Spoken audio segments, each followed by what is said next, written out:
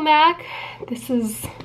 Wow, this is it. This is the final chapter of the Mauritius vlogs. Today's video is an interesting one because I don't think I'm actually gonna feature any footage from Mauritius because it's not about that really. It's kind of like it is about that, but it's also more of like a personal, what am I trying to say? It's like, it's more of like a mental thing, you know? And like a really important part of it is actually my reaction when I got back here. A couple days after I got back from Mauritius, Michelle Kerr, who for those of you who don't know is a YouTuber and a former BuzzFeeder, she made a video about her time. What was it called? It was called I Gave Up the Internet for a Week. And I saw that and I was like, wait, that's kind of literally what I just did for a month. And like, I was watching her video and she was like making some points, and I definitely agree with some of them, but I feel like there's a lot more to it than just that. And then more recently, I saw that Connor Franta made a video in which he deleted all his social media apps, which was also pretty interesting to watch. So right when I got back here, I actually wrote down a list of like things that I was noticing about myself that were so different now that I like wasn't used to the internet anymore, which, okay, let me give some background. I think most of you probably know that I'm pretty addicted to the internet, like, and I never thought it was an addiction or a problem. I thought it was just like, oh, well, I kind of have to because like I do this whole YouTube thing. So like me being on the internet all the time is kind of like me working or like me doing research on my industry. Like it's like a very roundabout way of like making excuses for myself in my head for like why this was okay. And like, yeah, I never thought of it as an addiction. I never thought of it as a problem. But when I actually wasn't able to use my phone for a month, I actually loved it. Like, that's like not the response that I would expect. Like, I thought I would like, well, I don't really know what I thought would happen. I was just like, okay, yeah, we'll make it work.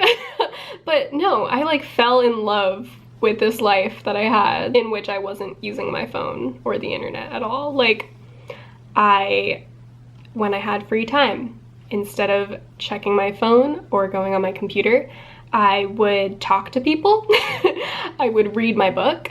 I got through an entire book while I was in Mauritius, and I started another book. I started right here, Blank by Malcolm Gladwell. Not a terrible book. I just picked it up at the Super U. It was one of their only English books, but have I continued to read it once I got back here? No. My bookmark is still right there, and that's probably because I'm on my computer instead watching Netflix, you know, like so that's just barely scratching the surface of this though. Like, I do think that one thing that made it better though was that I was with 4 other people who also didn't have internet. If everyone else had internet and I was the only one who didn't, that would have been terrible. But since like none of us did, we got to like bond over it and stuff. Okay, so this is a note that I wrote Tuesday, July 24th at 1:49 p.m. I don't know what exactly I was thinking about when I wrote this note, but I think it's very like enlightening. It says, like, over there, I actually knew how to stand without my phone. And like, you don't really think about that much, but without a phone, like, what do you do with your hands when you're standing, you know? Like, you have to like clasp them in front of you or like behind you or like kind of like pose awkwardly. Like,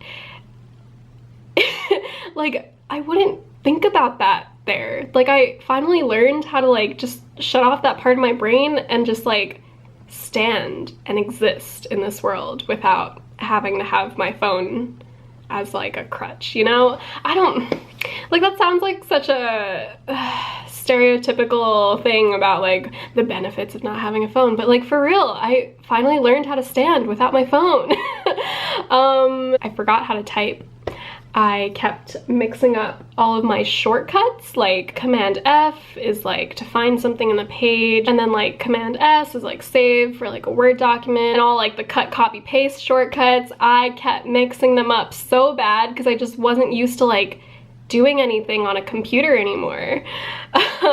Oh my gosh, okay, this is definitely a huge thing in Mauritius, because the only time we would ever really get internet was when we like walked to this bar that was a couple streets down from our house, and every time we would go there, which didn't even last that long because they kicked us out week 3, but every time we would go there and our phones would like sync up with their Wi-Fi, I would be flooded with like notifications, and it would stress me out. Honestly, I didn't even want to check them. I would just like call my mom and like be done with it. Like I started, instead of like actually replying to text messages and emails and stuff, I would just like send everyone who's trying to get in touch with me, I would just send them like the most generic response of, hi, sorry, I'm on an island right now with like limited Wi-Fi, so I will get back to you once I get home, because I just did not want to have to deal with any of this responsibility, you know?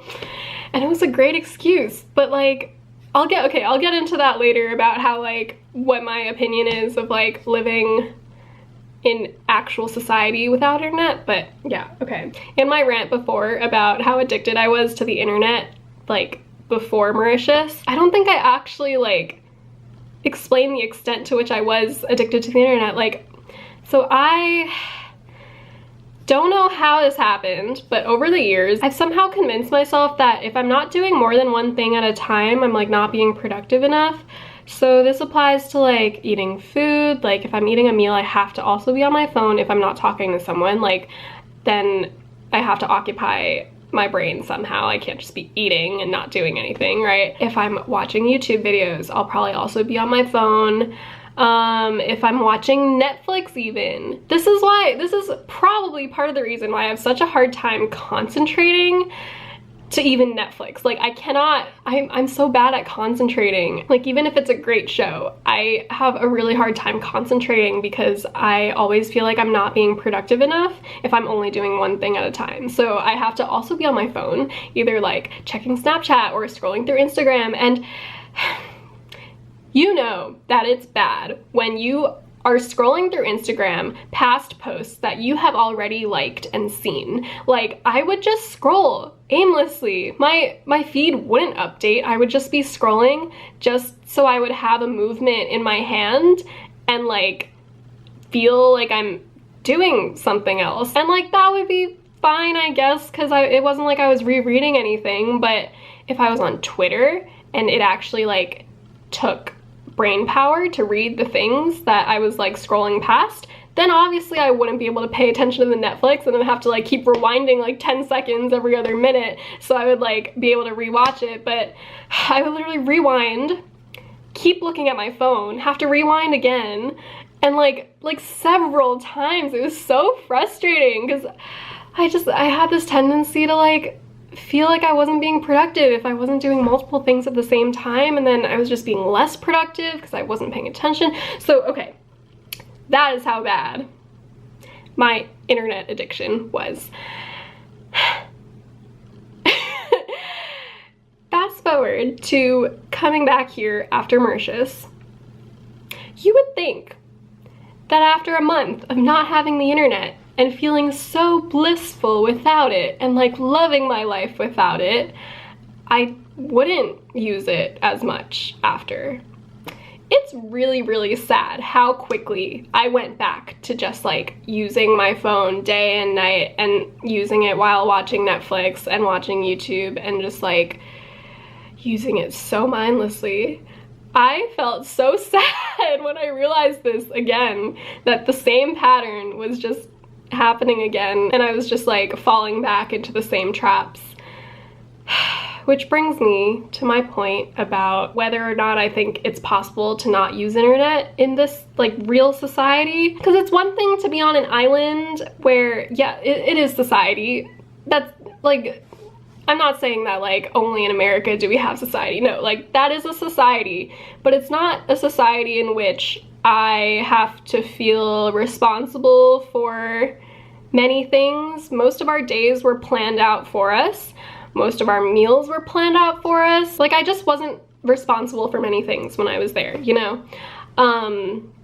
But back here where my life is, I can't just use the excuse that I'm on an island without any internet anymore. Like, people expect things from you. People expect you to show up to meetings. People expect you to answer your text messages and emails within like at most a day. Like, people have real expectations for you when you're in the society that you normally function in.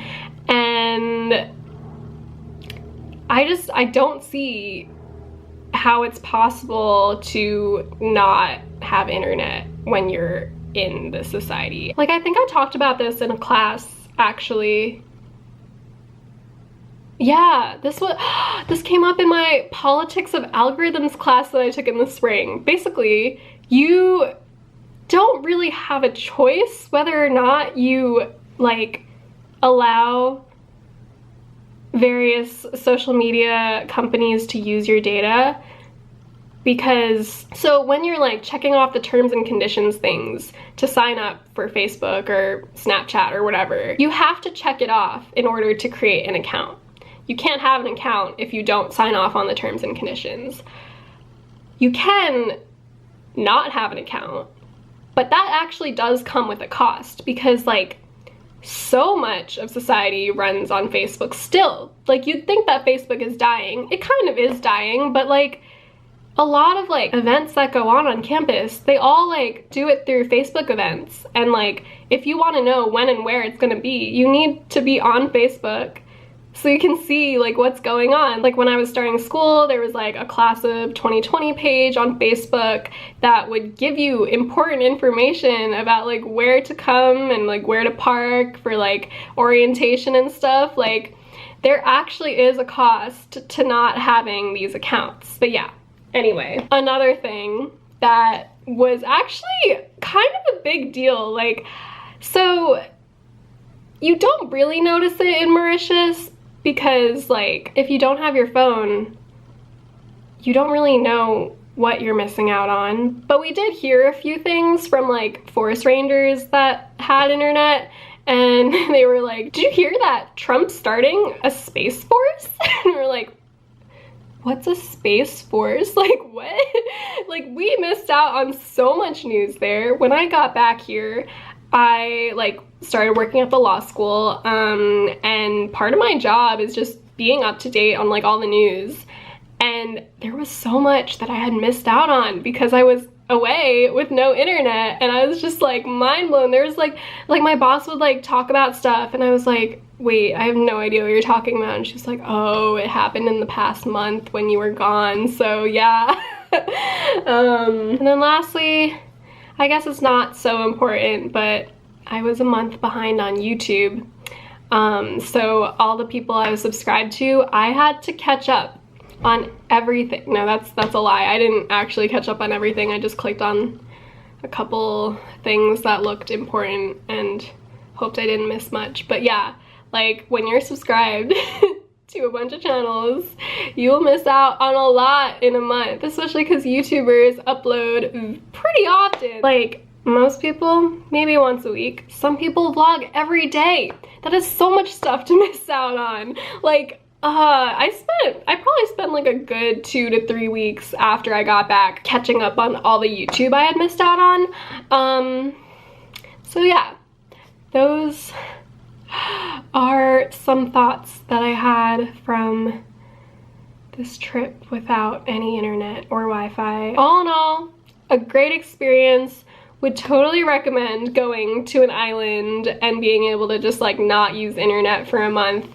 But I do understand that in like the actual society that you're supposed to be a part of, it's not possible at all. Like, I genuinely do not believe it is possible. I hope this was somewhat enlightening, and Thank you all so much for joining me on this video series. I had so much fun making it, and a huge shout out to all the people that were with me in Mauritius and that were featured in this vlogging series. And yeah, I will be resuming posting Stanford videos very shortly as the school year starts, so look forward to that, and I will see you guys next time. Bye!